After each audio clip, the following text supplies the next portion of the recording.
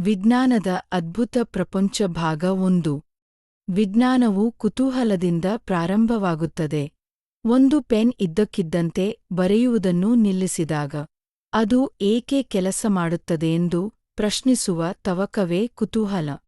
ಮೊದಲು ಎಚ್ಚರಿಕೆಯಿಂದ ಗಮನಿಸಿ, ಶಾಯಿ ಖಾಲಿಯಾಗಿದೆಯೇ ಅಥವಾ ಅದು ತುದಿಯಲ್ಲಿ ಒಣಗಿಹೋಗಿದೆಯೇ? ಒಂದು ಊಹೆಯನ್ನು ರೂಪಿಸಿ, ಈಗಾಗಲೇ ತಿಳಿದಿರುವ ಸಂಗತಿಗಳಿಂದ ತೆಗೆದುಕೊಳ್ಳಲಾದ, ಪರೀಕ್ಷಿಸಬಹುದಾದ ಒಂದು ಕಲ್ಪನೆ.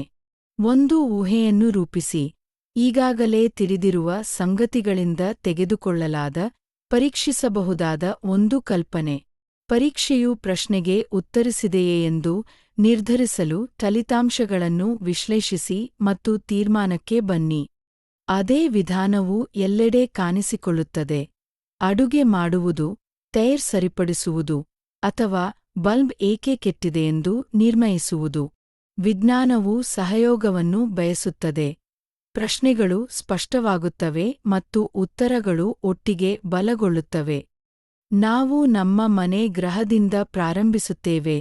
ಇದು ಅನೇಕ ಪರಿಸರಗಳಲ್ಲಿ ಜೀವವು ಬೆಳೆಯುವ ಒಂದು ಅಪರೂಪದ ಪ್ರಪಂಚ. ಒಂದು ಬೀಜದ ಮೊಳಕೆಯಿಂದ ಚಿಟ್ಟೆಯ ರೂಪಾಂತರದವರೆಗೆ, ಜೀವವು ನಾವು ಅಧ್ಯಯನ ಮಾಡಬಹುದಾದ ಮಾದರಿಗಳನ್ನು ಪ್ರದರ್ಶಿಸುತ್ತದೆ. ವಸ್ತುಗಳು ವಿವಿಧ ಪದಾರ್ಥಗಳಿಂದ ಮಾಡಲ್ಪಟ್ಟಿವೆ. ಆ ವ್ಯತ್ಯಾಸಗಳನ್ನು ಗಮನಿಸುವುದು ವರ್ಗೀಕರಣದ ಮೊದಲ ಹಂತವಾಗಿದೆ.